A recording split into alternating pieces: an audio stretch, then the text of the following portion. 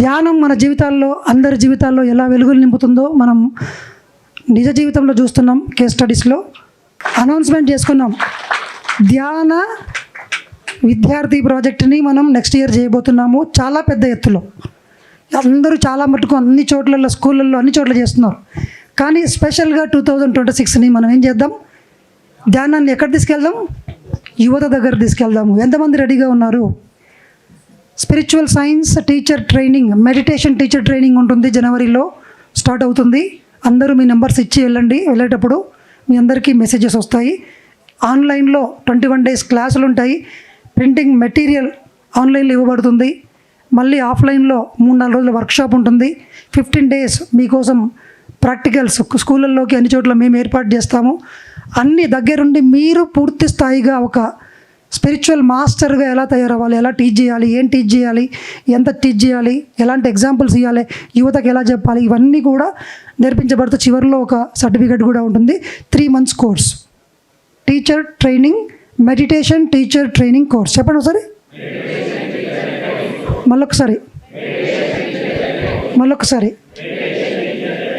మరి ప్రతిసారి మనల్ని ధ్యానులుగా ఉండమన్నారా, ధ్యానం మాస్టర్లుగా ఉండమన్నారా? ధ్యాన జగత్ ఎవరు చేయాలి? మనం చేయాలంటే ఫస్ట్ మనం ట్రైన్ అవ్వాలన్నా వద్దా? సరిపోతుందా? ఇప్పటికీ సరిపోతుందా? అసలు సరిపోవడం అనేది ఉంటుందా? ఉండదు. కాబట్టి మనం ఏం చేద్దాం? నేర్చుకుందాం. ఓకే, అందరు రెడీనా? Thank you very much. So టాపిక్లోకి వెళ్దాం. ఒక ఊరిలో ఒక జమీందారు ఫ్యామిలీ ఉంది. ఆ ఇంట్లో ఒక అమ్మాయి, ఒక అబ్బాయి, 2 పిల్లలు కూడా ఉన్నారు.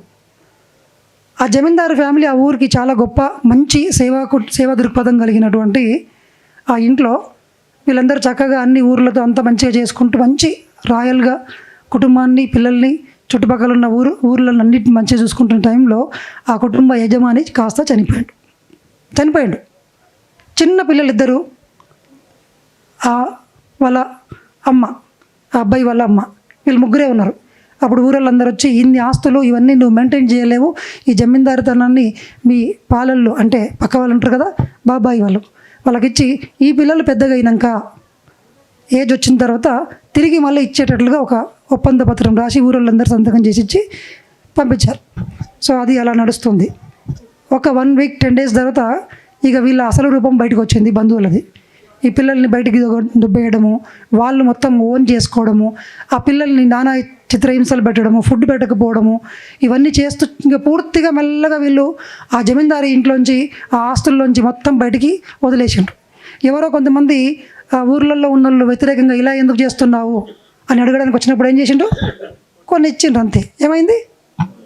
ఇది మనందరికి బాగా తెలుసు, ఈ కాలంలో ఎలా జరుగుతుంది. అక్కడ అదే జరిగింది, అప్పుడు ఇప్పుడు ఒకటే. సో అది జరిగింది. సో ఈ పిల్లలు ఈ చిన్న పిల్లల్లో తీవ్రమైన కోపం, ద్వేషం. ఎంత ద్వేషం పెరిగిందంటే ఆ పిల్లగాడితో పాటు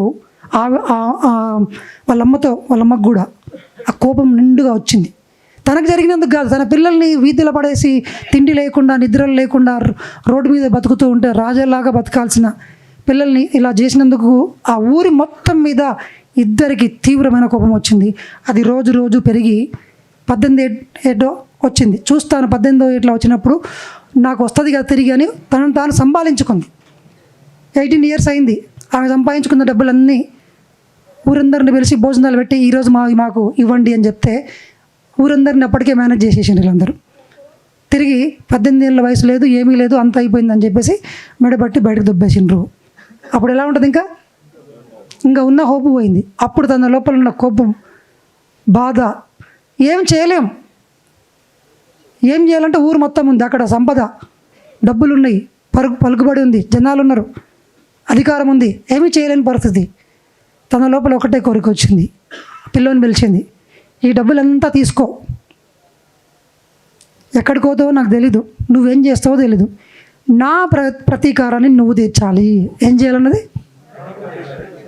వాడికి ఉంది, వాడు కూడా పెద్దగా అయ్యిండు. సో ఏం చేయాలా? డబ్బులు లేవు, బలం ఉందా? లేదు, బక్కగా ఉన్నాడు పొరగాడు. అప్పుడు విన్నాడు, ఆ కొండ దగ్గర ఎవరో ఒక క్షుద్ర శక్తులు నేర్పించే ఒక మాంత్రికుడు ఉన్నాడు, ఆయన దగ్గరికి వెళ్తే ఆయన విద్య నేర్పిస్తాడు తెలుసుకున్నాడు. ఏం చేశాడు?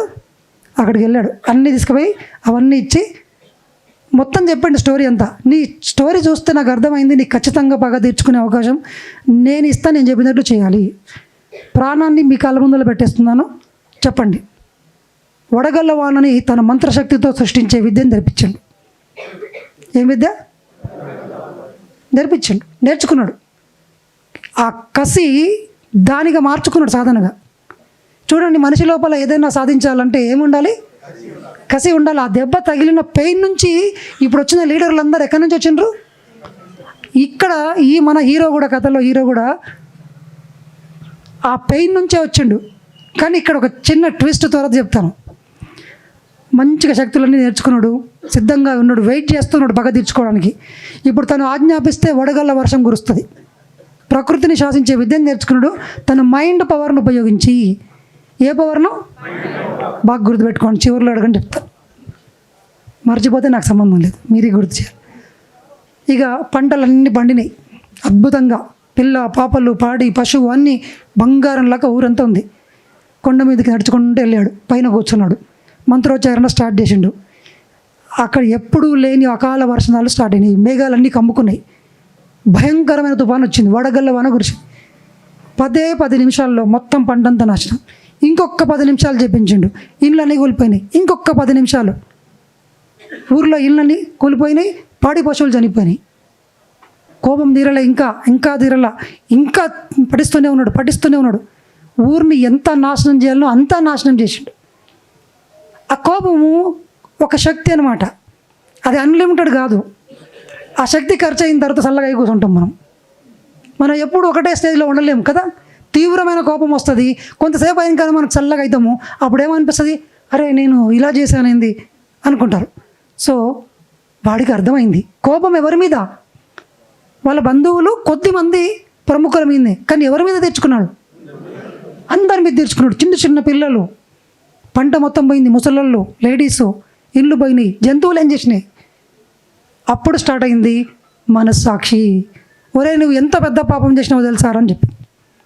ఇంకా వాడు అంతకుముందున్న కోపం కన్నా ఇప్పుడు ఇంకొక బాధ తీవ్రంగా వచ్చింది. దాన్ని మించి తపన వచ్చింది. నేను ఏం చేయాలి, నేను ఇంకా అయిపోయింది నా పని, నాకు ఇంకెవరు ముక్తి కలిగించలేరు అనుకున్నాడు. కానీ లోపల నుంచి ఇంకొక వాయిస్ అనిపించింది, ప్రతి దానికి సొల్యూషన్ ఉంది. అప్పుడు అడిగాడు, నాకు ఈ నరకం నుంచి బయటకు పడేసి నాకు గురువు కావాలి. నడుచుకుంటూ వచ్చినప్పుడు తెలుసుకున్నాడు ఆయన, ఒక చోట గురువు ఉన్నాడు. ఆ గురువు దగ్గరికి వెళ్తే, కానీ ఆ గురువు నిన్ను తీసుకుంటాడో తెలీదు, తీసుకుంటే మాత్రం నువ్వు బుద్ధుడు అవుతావు. ఆయనంత మహాగురువు ఈ హిమాలయ పర్వత పాదాల్లో ఎక్కడా లేడు. ఆయన పేరు మార్ప. ఏం పేరు? వెళ్ళు అన్నాడు. వెళ్ళిన తర్వాత అక్కడ ఒక పొలం దున్నుతూ ఉన్నాడు. అతను ఏం చేస్తున్నాడండి? దూరం నుంచి చూసి వెళ్ళాడు. అక్కడ వెళ్ళిన తర్వాత ఆ పొలం దగ్గరికి వెళ్ళిన తర్వాత ఆయన డైరెక్ట్ ఏమీ అడగల, ఆ నాగల చేతుల్లో పెట్టి దున్నేసి మా ఇంటికి రా అన్నాడు. ఎందుకు, ఎవరు, నువ్వు ఎందుకు వచ్చినా ఈయనకు అంతా తెలుసు. ఇంకా వేరే మార్గం లేదు. ఆయన మాట్లాడాలంటే కూడా నేను ఈ పని చేసిపోవాలి. చేసిపోయిన తర్వాత ఆయన ఏమి వినలే. ఇంకా నెక్స్ట్ నువ్వు రా అని చెప్పి తొలుకొని పోయి, ఇక్కడ ఒక పెద్ద ఇల్లు కట్టాలనుకుంటున్నాను, నేను 7 అంతస్తుల భవనం నిర్మించు అని చెప్పాడు. సరే నువ్వు నాకేం చెప్పకన్నాడు. ఏమి వినట్లేదు. మాటలు చెప్తే వింటే కదా తర్వాత అవన్నీ ఏమన్నా చేద్దాము. వినట్లేదు. కానీ ఇంకో ఆప్షన్ లేదు, ఈయన ఒక్కడే. సో ఆ ఇల్లు కట్టడానికి ఆయనకు ఒక 5-6 సంవత్సరాలు పట్టింది. ఒక్కడే కట్టాలా? తర్వాత వచ్చిండు, స్వామీజీ ఇల్లు కట్టాను. పోయి చూసి, నేను మనసు మార్చుకున్నాను స్వామీజీ. ఏం మార్చుకున్నాను? నాకు ఈ ఇల్లు ఇట్లా వద్దు, ఇట్లా ఉల్టా తిప్పి కట్టన్నాడు. డల్ అయిపోయాడు, కింద పడ్డాడు. కానీ మార్గం ఉందా? ఈడ లోపల మంట చంపుతుంది. కంఫర్ట్ జోన్లో ఉంటే కనుక అన్నీ బాగుంటాయి అని చెప్తే, నువ్వు చెప్పేది ఏంటంటాడు. మనం కష్టం ఉంది కాబట్టే, నొప్పి ఉంది కాబట్టే అంత చేయగలుగుతున్నాడు. బాగా గుర్తుపెట్టుకోండి, కష్టము, నొప్పి విలువ చాలా గొప్పది మన జీవితాల్లో, చాలా చాలా గొప్పది. దాన్ని సరిగ్గా గౌరవిస్తే మీరు అవుతారు. సో మళ్ళీ ఆ ఇల్లు మొత్తం గుళ్ళగొట్టడానికి మళ్ళీ 1 సంవత్సరం పట్టింది. 7 అంతస్తుల బిల్డింగ్ మొత్తం క్లీన్ చేసిండు. మళ్ళీ కొత్తది కట్టాడు. కట్టి తీసి అట్లా ఎన్నో అయినాయి. చివరికి ఒకరోజు వాళ్ళ భార్య వచ్చి, ఎందుకు అంత క్రూరంగా ప్రవర్తిస్తున్నావు నువ్వు? ఆ చిన్న పిల్లోడు, వాని మీద కరుణ చూపొచ్చు కదా అంటే, వాడి కర్మను నువ్వు తీరుస్తావా? ఈ గురువుకి ఆ శిష్యుడి మీద ఎంత ప్రేమ ఉందో ఈమెకు జస్ట్ జాలి పడింది, ఈమె జాలి తెలుసు.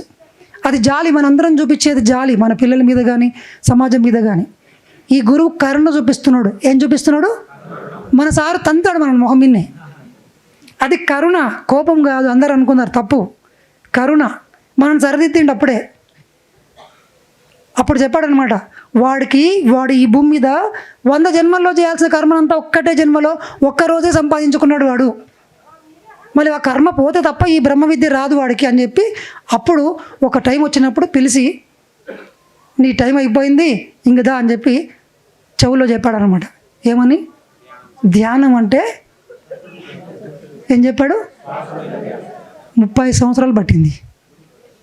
ధ్యానం అంటే శ్వాస మీద ధ్యాస అని వినడానికి. తర్వాత ఏం చేసిండ్రు? ఒకరోజు శుభముహూర్తంలో ఒక రూమ్ కట్టి 3 సంవత్సరాల, చెప్పండి, 3 నెలల 3 రోజుల 3 గంటలు ఇందులోంచి బయటికి రాకుండా ధ్యానం చేయి అని డోర్ క్లోజ్ చేసేసిండు. ఆ రూమ్లోకి వెళ్ళి వాడు సిద్ధంగా ఉన్నాడు. ఎట్లున్నాడు అంటే, ఎప్పుడు నాకు చెప్తారో నేను ఎప్పుడు సాధన చేయాలనో. కూర్చున్నాడు. బయటకు వచ్చిండు ఒక నవీన బుద్ధుడిలాగా, తేజోవంతంగా వచ్చిండు. అప్పుడు గౌతమునికి ఏం జరిగిందో, సిద్ధార్థుడికి ఏం జరిగిందో ఇక్కడ ఈ మన హీరోకి కూడా అదే జరిగింది. 3 సంవత్సరాల 3 నెలల 3 రోజులు కళ్ళు మూసుకొని ఏకదాటిగా మనసుని ఏం చేసిండు? కొడుతూ పోయిండు. మొత్తం వడగళ్ళ వాన లోపల సృష్టించిండు. లోపల ఉంది, అదంతా పోయింది. మనసు శూన్యమైంది. లోపల ఆత్మ కనిపించింది. కేవలం ఏం చేశాడు తెలుసా? ఏం పట్టుకున్నాడు? 100 జన్మల్లో తీసుకోవాల్సిన కర్మనంతా ఒకే జన్మలో బుద్ధుడైనటువంటి ఒక గొప్ప యోగీశ్వరుడి చరిత్ర మనం విన్నాము. ఆయన పేరు ఏం పేరంటే మీలారేపా. ఏం పేరు? ఎక్కిరాల భరద్వాజ గారు రాసినటువంటి పుస్తకము మీరందరూ చదవాలి. ఆ పుస్తకం చదవాలి. దీని ద్వారా మీకు ఎందుకు చెప్పాను ఈయన స్టోరీ అంటే, మన చేతికి ఇంట్లోకి వచ్చి ఇడ్లీ వడ ఇచ్చినంత ఈజీగా ఇచ్చిపోయింది పత్రిసారి వచ్చి ధ్యానం. ఆయనకు 30 సంవత్సరాలు పట్టింది. వెయిట్ చేసిండు, సాధన చేసిండు హిమాలయాల్లో. ఆయన సాధన గురించి తెలుసుకోవాలంటే ఇది సరిపోదు ఈ స్టేజు. మీరు పుస్తకం తీసుకొని చదవాలి. అందరి ఇళ్ళల్లో ఉండాల్సిన పుస్తకం అది. ఓకేనా? సో ఇప్పుడు చెప్పండి, మీ దగ్గరికి ధ్యానం వచ్చిందంటే మీరు కూడా అంత కష్టపడింటారు. గత జన్మల్లో ఎన్నో యోగుల దగ్గర ఎన్నో డుమ్మాలు కొట్టి ఎన్నో పిల్ల చేష్టలు చేసి వెనకాల కూర్చొని జోకులు వేసుకుంటూ అంతా పారిపోయిన వాళ్ళం మనందరం. కానీ ఇప్పుడు సిన్సియర్గా మాకు బుద్ధి వచ్చింది, మేము ఇప్పుడే ధ్యానం చేస్తామని కూర్చోవడం మొదలుపెట్టినాము. అందుకే పత్రిసారి దగ్గరకు వచ్చినాం ఫైనల్గా. సో మనం ఈ జన్మలోనే బుద్ధులు కావాలన్నా వద్దా? మంత్రశక్తులన్నీ మైండ్ పవర్ ద్వారా వస్తాయి. ఎక్కడి నుంచి వస్తాయి? ఆ వడగాల వానను సృష్టించేది మైండ్కు ఉంది మనకు. మనం కూడా సాధన చేస్తే వస్తుంది. కానీ దాన్ని ఎందుకు వాడాలి? లేదంటే మీలారేప చరిత్ర మనం కూడా ఇల్లు కట్టాల్సి వస్తుంది. గుర్తుపెట్టుకోండి, మనకు మైండ్కు అంత శక్తి ఉంది. దాన్ని మంచిగా వాడితే మన మైండ్కు అంత ప్రకృతిని శాసించే శక్తి ఉంది.